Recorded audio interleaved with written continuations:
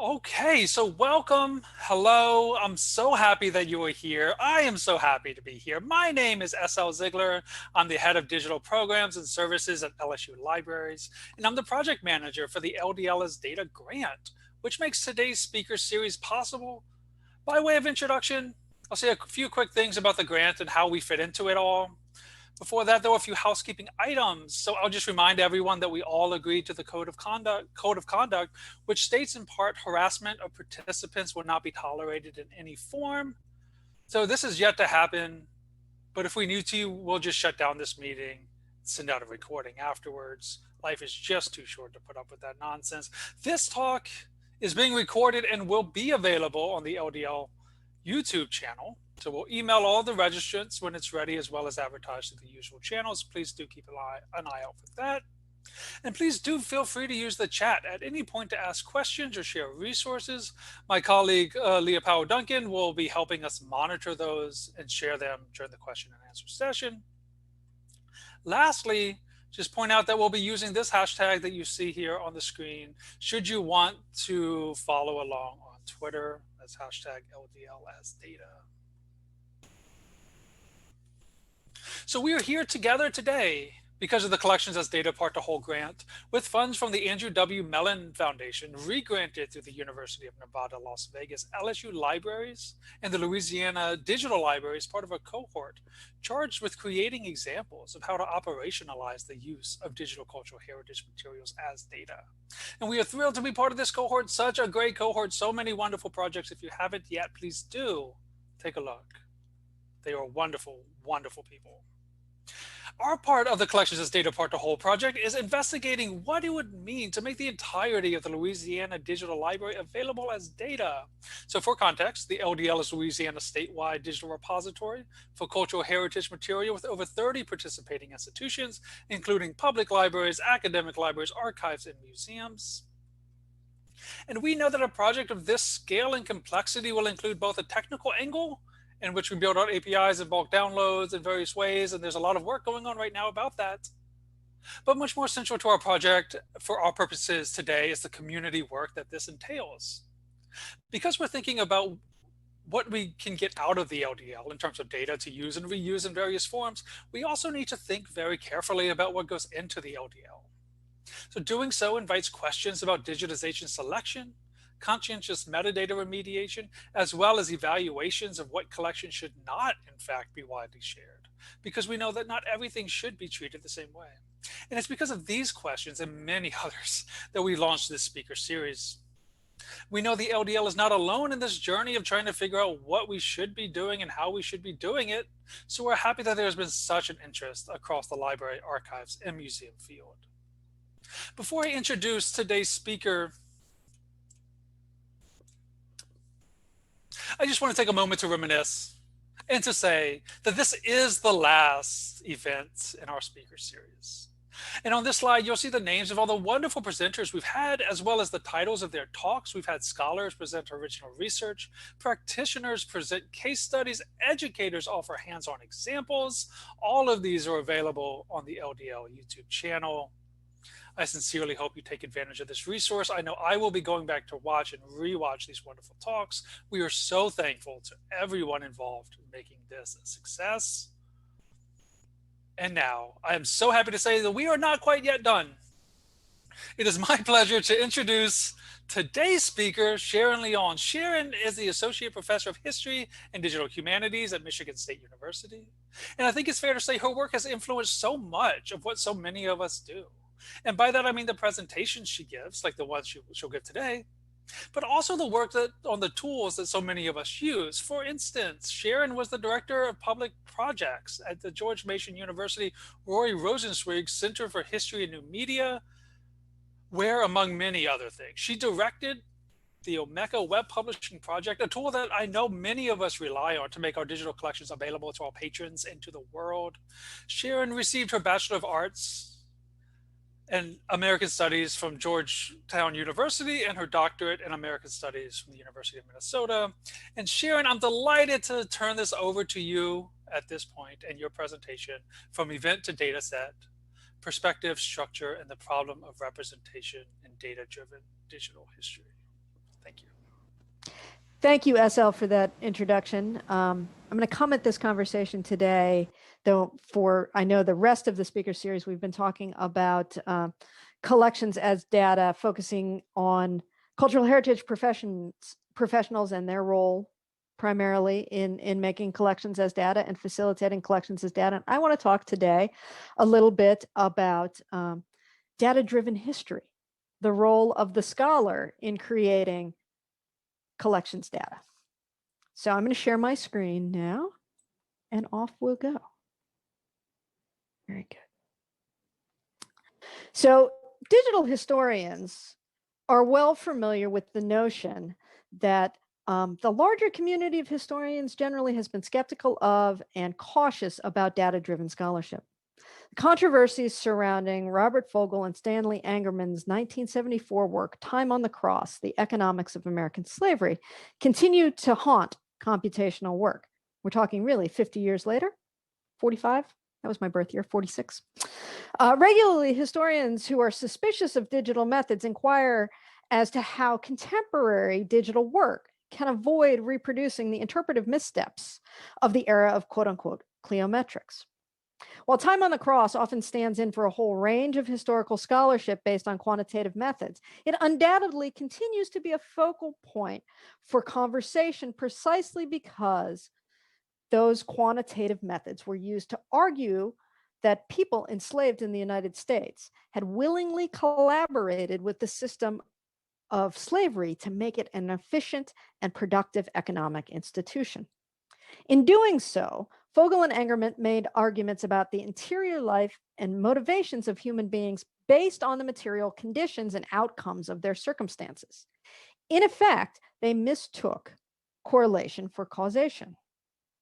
No one pushed back more strongly against Vogel and Angerman's conclusions than their fellow social historian, Herbert Gutman, who revisited both the materials that the authors worked with and the conclusions that they drew from that data. And he argued that though the system of slavery Vogel and Angerman examined might have seemed efficient, that efficiency was achieved through pervasive presence and threat of violence, rather than the voluntary cooperation or through an adoption of an enslaver's worldview by the enslaved. An analysis of economic systems surrounding slavery could not yield knowledge about the inner thoughts, feelings, and motivations of the enslaved as they performed their labor, regardless of how productive they were. In the wake of the widespread reaction against cliometrics, historians have generally been fairly private about their work with data, presenting only end products, narratives, and summaries, even when that work is data-driven, but not especially computationally sophisticated. Often a small part of a larger interpretive process, many who do minor work with data never even note that they have a set of spreadsheets or databases that they use to organize and analyze their materials. This tendency has worked to mask the role that data collection and analysis plays in contemporary historical scholarship. Public or private, large or small, scholarly engagement with data demands a kind of critical interrogation of that data in the same way that all other sources are interrogated. Scholars can never assume that the meaning of data is self-evident, rather than surrendering to the easy assumption that quantification results in simplification of the world as it really was, a simple reflection. Rather than that, historians would do well to focus on the constructedness of historical sources at every stage of their existence. In doing so, they might embrace Joanna Drucker's call to, quote unquote, reconceive of data as capta. Drucker explains, quote, the differences in the etymological roots of the terms data and capta make the distinction between constructivist and realist approaches. Capta is taken, while data is assumed to be given, able to be recorded and observed. From this distinction, a world of differences arises. Humanistic inquiry acknowledges the situated, partial, and constitutive character of knowledge production. The recognition that knowledge is constructed, taken, not simply given as a natural representation of pre-existing fact. In resisting the naturalization of data, Historians create a situation in which they can be much more careful about the claims and conclusions that rest on that data. Their hands and interpretations are only one of many that have touched these sources from the point of their creation to the present. In the history of enslavement, transportation, and forced labor of African descended peoples is one that is suffused with violence, destruction, and dehumanization. As this history played out around the globe over several centuries, the parties involved created a massive trove of historical documentation of the institution and its impact. That documentation can serve as the basis for far-reaching data-driven scholarship on the history of slavery, and in some cases it really has. But these methodological approaches are not without their pitfalls, and historians of slavery have a duty to pause and consider their obligation when creating, publishing, and drawing conclusions from that data. Treating data as CAPTA places it in an important trajectory in the life cycle of historical evidence. In scrutinizing this life cycle, historians can come to a renewed awareness of the constructed nature of data and of the individuals who help shape access to evidence about the past, including record creators, archivists, historians, and technologists. So now we're going to start with the events of history. To begin with an historical event is in itself to begin with a problem of perspective. An event's participants come to it with a different worldview that shapes, each of which shapes what they remember from their experiences. Then a whole set of cultural conditions shape what kinds of durable evidence they can create about those experiences. Degrees of literacy, strength of their oral tradition, access to materials for record making and storage, relationships with people who participate in institutions that create and save accounts of events. Comparatively, the surviving evidence about slavery and the conditions that perpetuated it has been overwhelmingly created by those in positions of power and dominance, and not by those who were enslaved. The records they created were often imbued with the sense that the enslaved people were first and foremost subjects of commerce and control, people to be bought, sold, and used instrumentally in the service of the interests of their owners. Historians are left to assemble fragments of not untrustworthy sources to develop a narrative interpretation of these events. So in the case of my own current research, one of the key record creators is this gentleman, Thomas Mulledy, who was a Jesuit in the 19th century in Southern Maryland. And the work that I am doing is on the enslaved community that were owned by the Jesuits who started Georgetown, the Maryland province of Jesuits, in the 18th and early 19th centuries. And in 1838, the entire community of people were sold en masse to Louisiana. But prior to that, they lived on these farms situated around Maryland and mostly in Southern Maryland, generating revenue to support the work of the Jesuits in colonial and early national Maryland.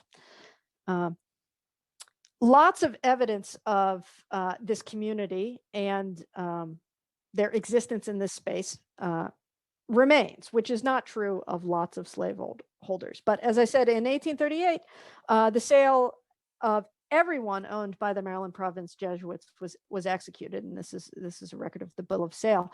In preparation for that bill of sale, someone went through to all 6 of the farms, and recorded all of the people owned by the Jesuits at that point. And we have a giant inventory like this that records family relationships and locations and ages and those sorts of things. So though enslavers might dutifully record their enslaved persons as property for transportation or tax purposes or inheritance, their attention to individual characteristics and details about these people belie their dismissal of their individual and human integrity. And one way we can see this is this record says in the lower right-hand corner that there are 272 people here on this list. But in fact, actually, there are well over 275, closer to 280 people here.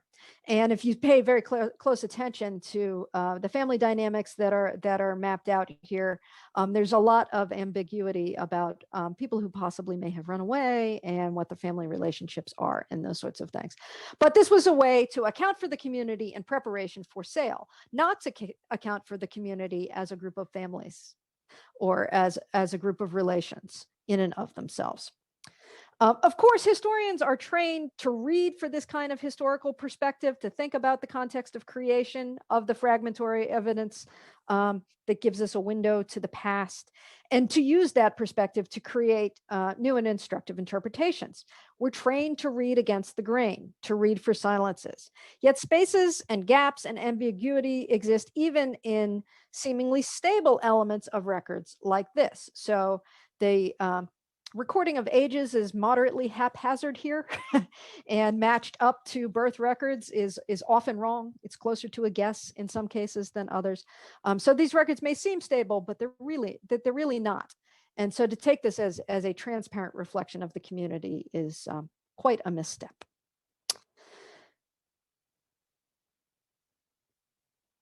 The archives themselves, of course, sit as a body of material that historians work with. So these records, though partial and subjective, created at the point of original events, reside for decades in a variety of sites that predate what we would commonly recognize as archival repositories. They're tucked away in church basements, office storerooms, and courthouses. The ongoing threat of destruction and decay due to natural disaster, climate, and neglect is substantial. The record's care and stewardship often was not in the hands of someone committed to record retention and preservation for the majority of their existence. Nonetheless, historians would be remiss if they discounted the ways that archival professionals have shaped the historical record and their access to it. Much has been written over the last 50 years about archives as sites of power and tools of state and institutional definition. With Foucault and Derrida, this work stands as a theoretical interrogation into systems of power and desire around knowledge creation. But with the work of Steedman, Stoller, Trio, and the many perspectives assembled by Antoinette Burton, the work centers much more closely around the place that the development of record-keeping bureaucracies have played in supporting imperial projects in colonial contexts, and the subsequent histories that can be written from those records. The power of these accounts in the thinking of historians can't be underestimated. It's so great that South African historian Keith Breckenridge argues that the narrative of the imperial archive has occasionally stood as a scapegoat for identifying other kinds of organizational, managerial, and collaborative failures in large-scale digitization projects. Though the archive, as historians often like to refer to it, rather than the specific content of the archives managed by archivists, continues to be central to the way that historians envision themselves in the process of writing history. An increasing number of archivists have noted that the practices of archival professionals rarely enter into these meditations. Nonetheless, the records that do reside in archival repositories have been subject to various processes shaping and framing at the hands of archivists who tend them. The core duties of an archivist include, generalized version for the historians in the crowd, record selection, arrangement, and description, all of which come together to form an essential context through which historians access the historical material that has been preserved for them. And this work profoundly influences the experience of an historian when they encounter historical records. Modern archival practice in the Anglo-American context has been shaped by the influential work of Sir Hilary Jenkinson in the wake of World War I, and then by T.R. Schellenberger in the wake of World War II. These are names that are not going to be familiar to historians, though they are foundational in the history of archival practice. Jenkinson championed an approach to work that centered on the importance of neutrality and objectivity. This approach to record collections created an impression of a passive stance on the part of an archivist. On the other hand, The important influence of T.R. Schellenberger's guidelines for appraisal and selection of records based on their perceived secondary value argued for an essential active role for the archivist. The process of selection gives the archivist the purview to assess the material and decide whether or not they're worth the resources necessary to preserve them. The necessary and ongoing practice of winnowing down archives significantly limits the records which scholars have access to. We just have to make decisions about what we can save. The archivist is actively shaping the historical record by making value judgments about what records are worth accessioning and preserving. Once the materials are accessioned into an archival repository, a processing archivist or a group of processing archivists spends time considering the arrangement of the records in their collections and holdings. Sometimes it's simply enough and often a good practice to maintain original order. But sometimes there is no original order. And so the imposition of structure is necessary to facilitate access to the materials. But that imposition can predispose an historian to read the records from a particular perspective, framing the perspective of inquiry in response to the context built by the archival arrangement can have an important and lasting effect on the outcome of a project. In the creation of a finding aid, the archivist offers a narrative description of the records that can tend to surface some aspects of archives and submerge others. The records that I'm working on are currently described from the point of view of someone who is interested in the Jesuits as a religious order, not interested in the Jesuits or the enslaved people that they owned as an artifact and evidence of the history of slavery. But the emergence of critical archival studies has helped to draw attention to the power and implications of this work. Defined as, quote, those approaches that explain what is unjust with the current state of archival research and practice, posit practical goals for how such research and practice can and should change, and or provide norms for such critique. Critical archival studies calls for the transparent and active role of archival professionals. In the words of Caswell, Sangwan, and Pouzelon, quote, critical archival studies broadens the field's scope beyond an inward, practice-centered orientation and builds a critical stance regarding the role of archives in the production of knowledge and different types of narratives, as well as identity construction. The result has been an increased attention to archival work with underrepresented communities and to post-custodial possibilities for preservation and access to materials. The work of critical archival studies has made significant inroads in securing the ability of dispossessed communities to see themselves in archival sources by broadening collection practices, questioning the need for custodial control, and trying to be more forthright about the colonial and dominant context of record creation and preservation. Anthony Dunbar has argued for resisting silences in archival description by embracing a practice of creating counter narratives and counter stories which surfaces issues of racial disenfranchisement that are submerged based on a socio-historical archives mission, end quote. And the creation of archives that is, quote, a counter story to a dominant narrative. Thus, counter stories and counter narratives are necessary not only in the production of historical interpretation, which is often what historians think, but also in the work of archival description that shapes access and scholarly entry to the records.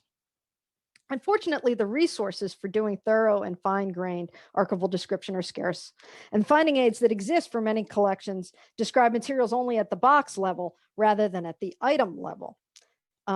Sometimes we get the folder level in between if we're really lucky. But historians dwell at the item level, and this is where we begin the conversation about the data set. Just as the cumulative labor of archives professionals shapes the historical record, the training, theoretical, and methodological predisposition of the historian shapes the ways that they engage with those records. Though much graduate training focuses on the narrative choices that historians make to frame and deliver their interpretive work, much less attention is paid to the everyday research practices and activities that move the scholar from the research question to interpretation. These practices, however, represent key decision-making points in the process of transforming historical records into data sets. Regardless of the source or the content of a record, such as this one, scholarly engagement with a new historical source is an iterative process of reading, questioning, contextualizing, and comparing. This deep meditative focus on the source or set of sources is ideal, but is often at odds with the ways that contemporary historians conduct their archival research. Limited by time and budget, often scholars have a chance only to skim archival materials, photographing and cataloging promising sources for thorough examination at a later date. Digital innovation has offered some significant recourse to the peril of forgetting what all those files are when you finally go to look at them. But historians whose key materials have been digitized have the opportunity to return to a source over and over. Researchers who can visit a repository with a scanner or a digital camera, the creation of personal research collections offers a way to revisit and confirm or dispute initial readings.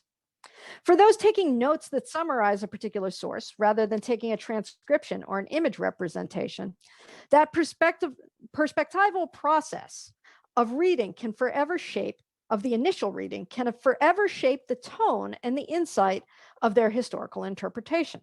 Without having the possibility of returning to the original or a good facsimile of a source, the historian may be forever left with their first impressions. Given a significant body of material, a historian's grasp of the full scope of that material develops slowly as they read records. Eventually, they have to step back and try and achieve some bird's eye view of a partial depiction of the historical events and circumstances that are described in the sources. A survey of the source material, a thorough grasp of the research questions, both of those together provide important context for structuring the collection and the representation of the information that might arise from a close reading of the sources. So this often happens through a discursive process of note-taking and outlining and going back and forth. Most historians don't see this as the process of creating data. Rather, they see their process as creating research notes designed to answer a specific individual research question. The notion that other historians might productively use the information gleaned from their individual encounter with records comes as an afterthought, if at all. As a result, the data produced from this process mostly resides in the hands of the scholar as a locally held source, as a spreadsheet, as a FileMaker database, unstructured notes, something like that. The form and content of this work is necessarily idiosyncratic. It's frequently shaped by the form of the primary sources themselves, rather than the possibility of a future use case. But thinking about capturing data in this way might eventually lead us to a conversation about what appropriate structured and rectangular data might look like. For researchers working with medium to large numbers of people or events, other aspects of quantification and information, the summative view is facilitated by the creation of this structured data, represents the selected entities that are presented within the sources. Unfortunately, the skills necessary to create well-formed structured data are often not part of a historian's methodological training.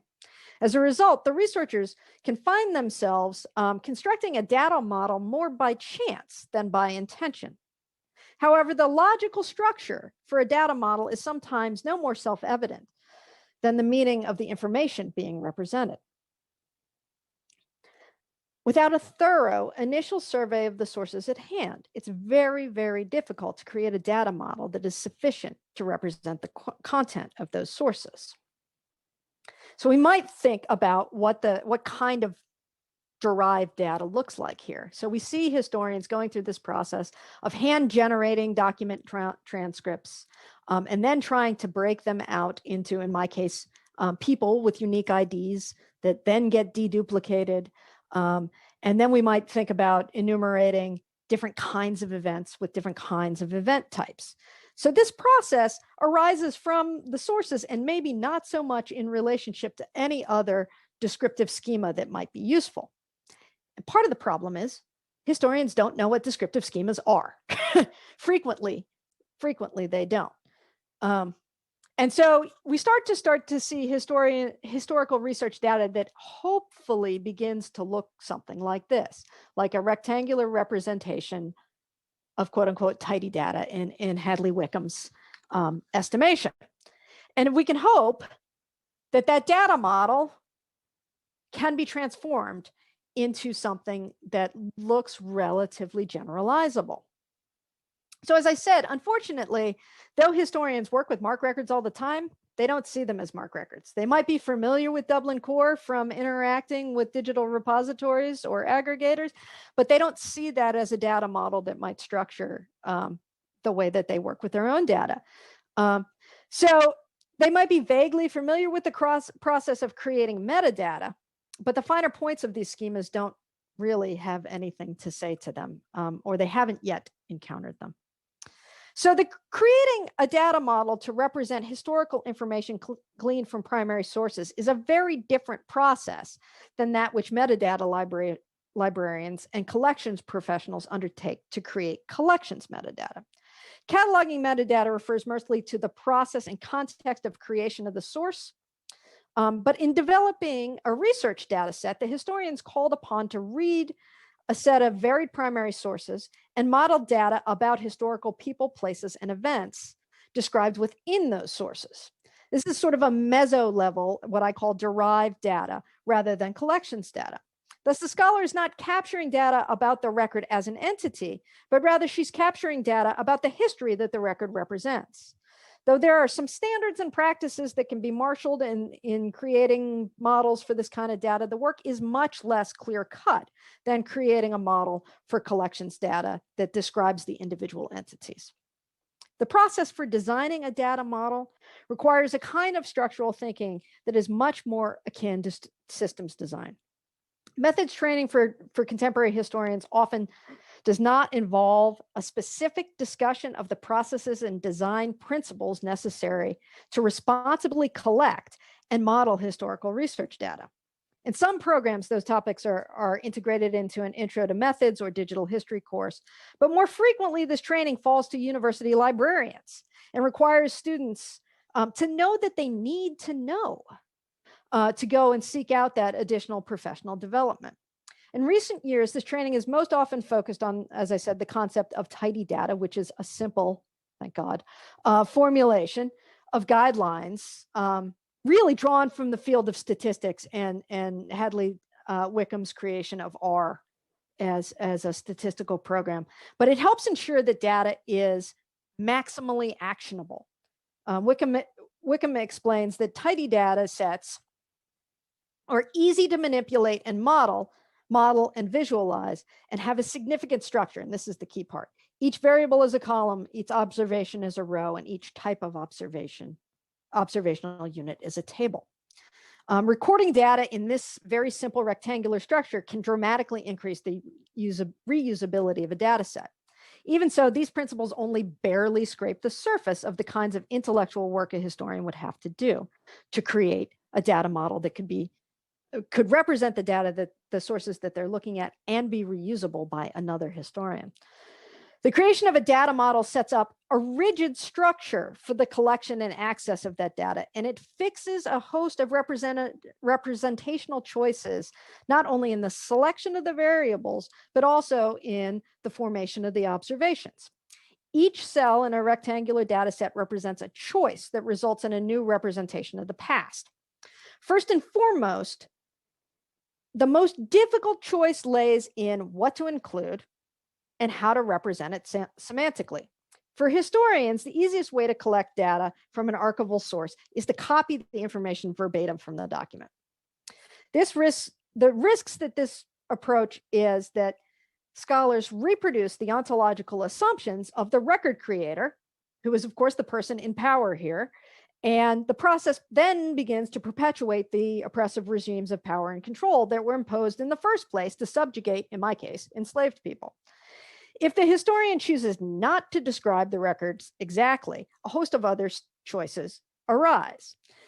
As digital humanist librarians Kate Rawson and Trevor Munoz suggest in their essay Against Cleaning, there is no underlying order to be uncovered when working with data. Rather, each effort to shape the data for use results in the creation of a new data set.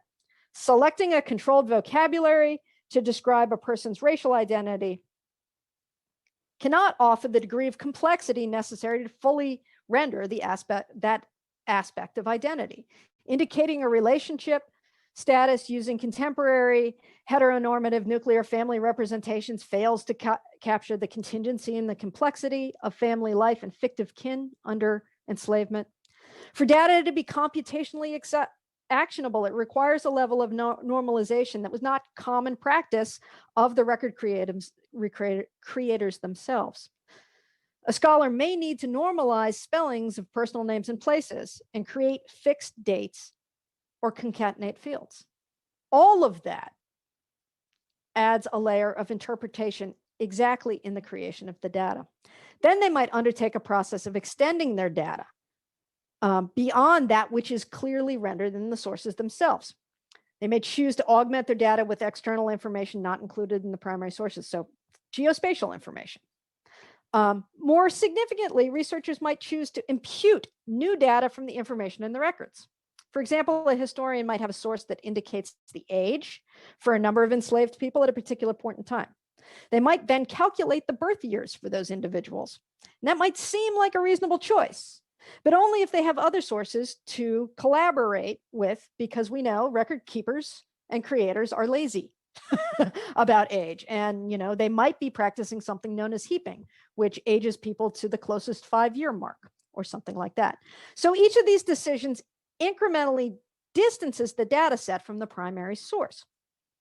And then additional complications can arise if more than one historian is working to capture information into a data set at the same time, because they're each going to be making interpretive choices along the way. So this creates an ongoing task of quality control and review, and this work of representation is never self-evident or objective. As a result, the data sets can't stand on their own without a clear and thorough documentation. One of the principles of the collections as data project is that documentation matters. Documentation absolutely matters. This kind of documentation needs to be more than a provenance statement or an effective footnote. As Anthony Grafton has noted in his effort to trace the origins of the footnote as documentation technique amongst historians, quote, and this is from, I think, 1997, some of the new forms of history rest on evidence that footnotes cannot accommodate, like massive analysis of statistical data undertaken by historical demographers, which can be verified only when they agree to let colleagues use their data sets. So this documentation for this work needs to be significantly more thorough than the data that is contained in a traditional footnote. For it needs not only to point to the original source, but also to outline all of the choices the scholar has made along the way to model, capture, and transform their data. So often big projects are better at this than individuals. So we think about something like the Voyages project from the voyages of the transatlantic slave trade begun in the 1970s. That's really, really useful data. It is also, per force of being a huge, long-running project, got its own idiosyncratic aspects. So we might turn to the issue of linked data and ask how linked data might help with this. Well, for decades, historians have constructed, these private systems to capture information from their sources in the service of developing a more full and insightful interpretation. The emergence of a widely accessible internet in the mid-1990s has fundamentally changed the range of possible approaches to this work. In 2006, Tim Berners-Lee, a British architect of the World Wide Web, articulated a vision for the modern web that was made of a vast mesh of truly linked, connected information across domains using a simple set of principles. Those principles include giving each entity a stable uniform resource indicator, a URI, that could be served on the web so that users could locate those entities. And when they did, they would find useful information that was served and structured using a standardized approach and that whenever it was possible, that information should include links to other URIs that would lead us to other information. This vision for the semantic web has been slow to catch on, but it portends a web that is both human readable and machine readable. More importantly, it holds an enormous degree of promise for bringing together scholarly work that was once siloed and disparate. The creation of linked data lets authors be explicit about the relationship between the resources that they are representing on the web and the growing set of connections and elaborating knowledge base about those sources, link by link. So Berners-Lee was not thinking about historical data when he set out the principles of the semantic web. They're designed to be general enough to represent any kind of thing. The thing being linked doesn't matter. But for historians, the thing really does matter quite a lot. And having the ability to describe faithfully people, places, and events and how they relate to one another based on historical evidence is paramount to doing good historical work, good digital historical work. For historians who are now working with data, using principles of linked data to create a functional and clear data model that allows them to draw on a larger set of patterns and existing vocabulary systems to represent the data that they are trying to capture holds a lot of possibility. The resource description framework is one such standard. And if you're a historian, you probably don't know what RDF is. But RDF specifies the relationship among unique pieces of data that might be expressed in sentence form. So you subject, predicate, object. And the predicate in question here is a property that links to things on the web. And of course, the linked open Vocabularies website lets us know that there are nearly 700 different vocabularies out there in the world that offer standards-based ways to describe entities on the web. Those vocabularies and the many others available can provide historians with machine-readable way to express their captured data, including all of those that describe relationships, events, locations, and transactions. Nonetheless, the standards for expressing linked data are constraining. The sentence form, that subject, predicate, object, of that the standard produces a level of simplicity and fixity that doesn't align with the messiness and uncertainty of historical knowledge. Furthermore, with linked data, the model itself is descriptive because the mechanics of the linkages are semantic, representing not just a relationship, but a particular kind of relationship. So the choice of the predicates, the properties that describe the relationships between the URIs and or a starting URI and some other kind of data, a date, a number, something like that, is at the heart of the data model and a particularly fraught element of the work, choosing those predicates. Most existing controlled vocabularies and linked data schemes are an imperfect fit for people, places, and events that historians would use them to describe. Though there are issues with using linked data to model the past, the system does have a number of things to recommend it. One of the benefits of using linked data is that the system allows a historian to create a stable space on the web for representing each person in a historical frame. Is it going to load? This is just a link into my project here, which uses linked data to describe these individual people. So even if I don't have a name for an enslaved person based on a record, that person has a URI on the web to accumulate data about them so that we can continue to accrue understanding about their life and their lived experiences.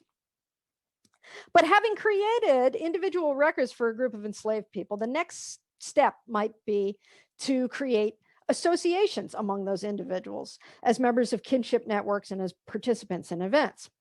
This expanding web of connections begins to capture some of the important experiences for those individuals and communities, but it can't ever truly capture the full conditions of enslavement or the innumerable checks on everyday freedoms and independent decision-making experienced by the enslaved. So it's possible to represent documented kinship networks, but a researcher has to be cognizant of and make clear the ways that enslavement constrains people's ability to shape and sustain their own relationships. With little ability to leave a community, we see, a linked data statement like this, where Isaac Hawkins II is the spouse of Catherine Harrison. Well, there's a clear choice being made right there about this notion of spouse of. Is that really an adequate way to describe this relationship between these two human beings? Do we have a marriage record?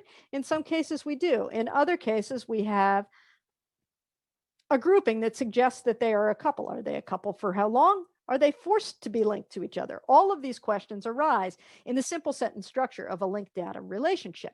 But what it does let us do, and again, we'll see if this page loads, it does let us zoom out to start to see other kinds of information about a group of people. And so this is a representation of all of the parent-child relationships that are available in the archives for this particular farm. And so we can see Nanny Cooper here as the mother of all of these young children. But we can also see several generations if we trace down these links. And so actually what we've got here is a giant sprawling multi-generation family who I'm starting to know some things about. And we see right here, Isaac Hawkins the first. This is Grandpa Isaac Hawkins. That he is the first name on that big inventory. And his entire family of extended children and grandchildren are sold to Louisiana. But we can start to see where those things connect, and they start to take us all the way back to the 1700s from 1838. So in addition to offering a standardized and structured way for historians to represent the data that they've captured from their sources on the web, this linked data offers us the possibility of building out a vast network of connected and integrated information. The mechanism for creating this network was part of Tim Berners-Lee's original plan for the semantic web, using RDF and all of those sorts of things. If we all did this with our data as historians, imagine the scope we could begin to have on the perspective of enslavement in the United States. And in fact, I'm in the midst of a project to create a data model to describe the experiences of enslaved people who labored at colleges and universities across this country. If we all use the same data model to describe those events, we'll be able to move that data together and have really a profoundly wider understanding of those experiences. But the idea of connecting all of that data raises this question of replicants.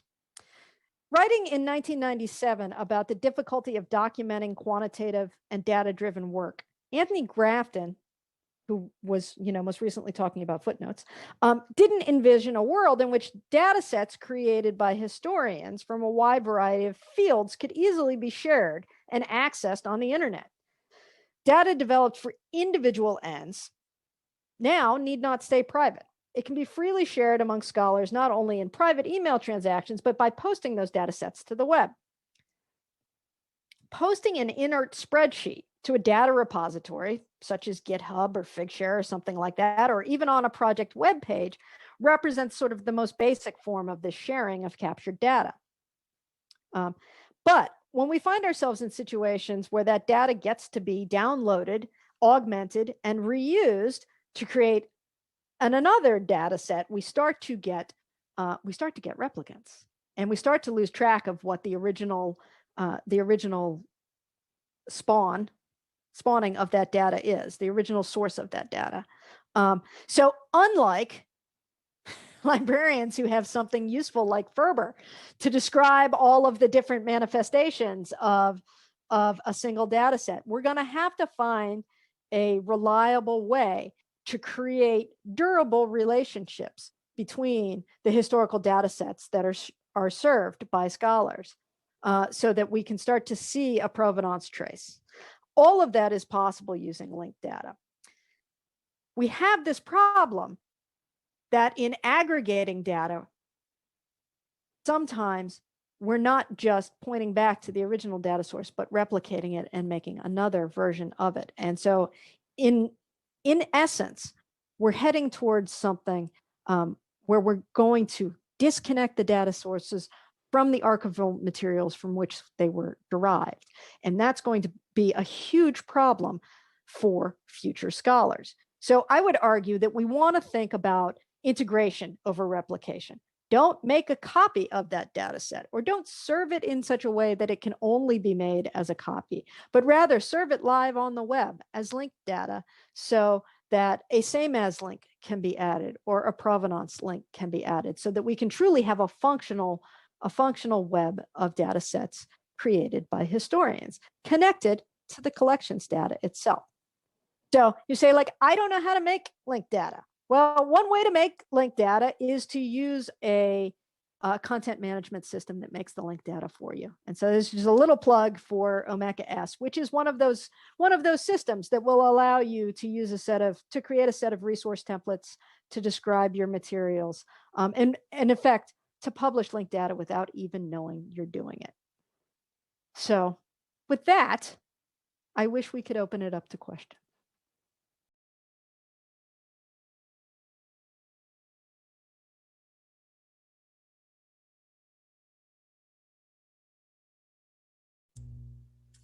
Sharon, thank you so much. This was absolutely fantastic. And as you mentioned, we don't have an audience to take questions from, unfortunately, though I do hope that anyone watching this who has questions will use the hashtag that you saw at the beginning.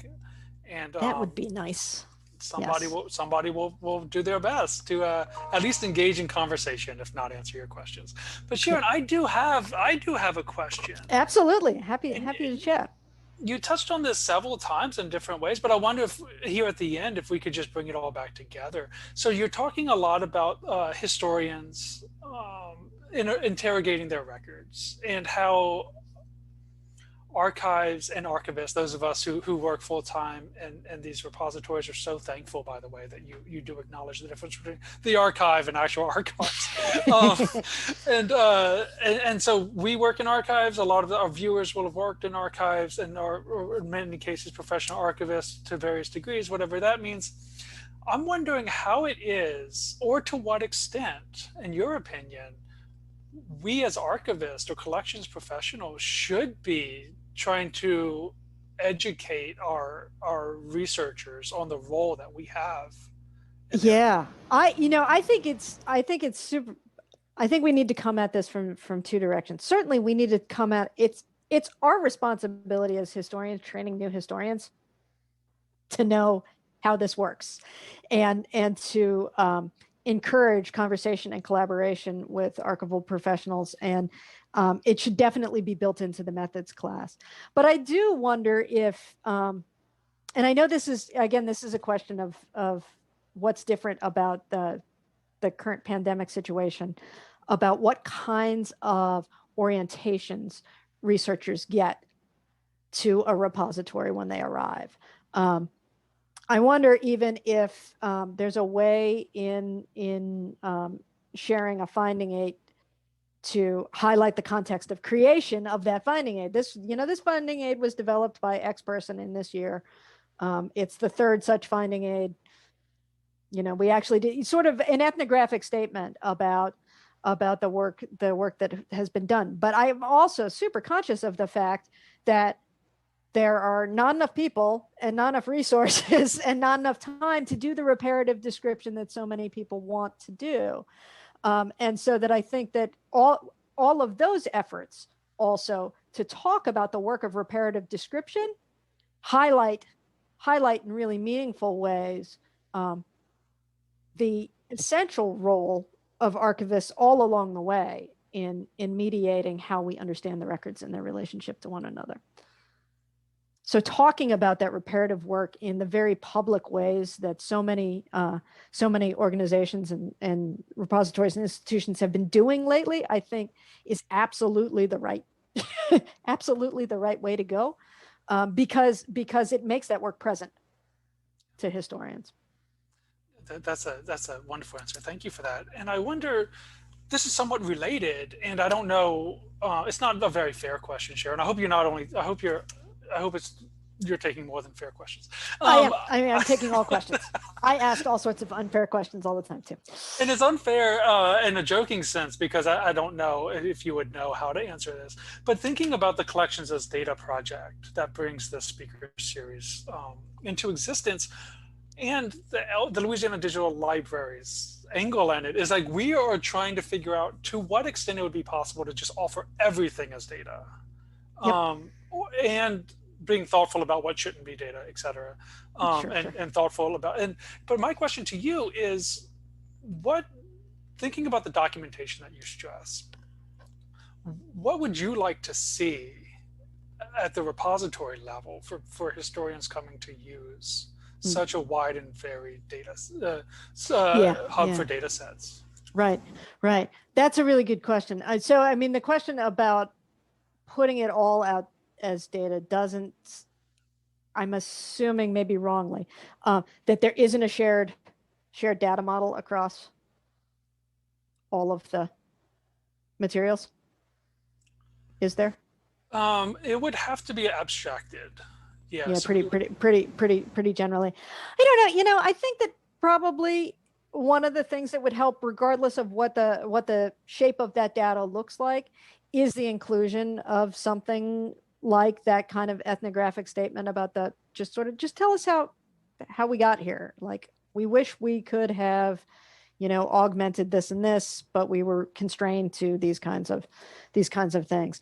And so, in effect, a data dictionary to go along with the material as it comes, or to say, you know, this was sitting around and we haven't done anything to remediate it or anything like that, but we have it, and this is where it is at this present moment. Just those small kinds of statements that can situate it in space and time and start to tell you who might have done what to the records, I think will help. That's fantastic. And you know, like a README file in a technical repository. So and you're envisioning that with every download, just be part of the package. Just goes with it. And I think that is true. You know, it's sort of that is the practical approach to many of the Dataverse instances and things like that, is that every data set comes with a README file. And I think it probably should be the same case with the collections data. Yeah, and for our case, for the LDL, we have participants all over the state doing. Yeah. So the descriptive layers are varied. And absolutely. The history of the descriptions are varied. So yeah. I wonder, from a practical point of view, if we could take a little bit of a sidestep, I wonder if it would make sense to just have a default README file that basically says this is just how it was uploaded to the LDL. And then and then the collections that we spend more time on, you just update the README file to. That's right. You know, I mean, and it may be that the contributor has some time to, write a short paragraph that says, where it came from and how much work's been done. Or, if there are plans to come back to it in the, even a contact, Oh, sure. Yeah.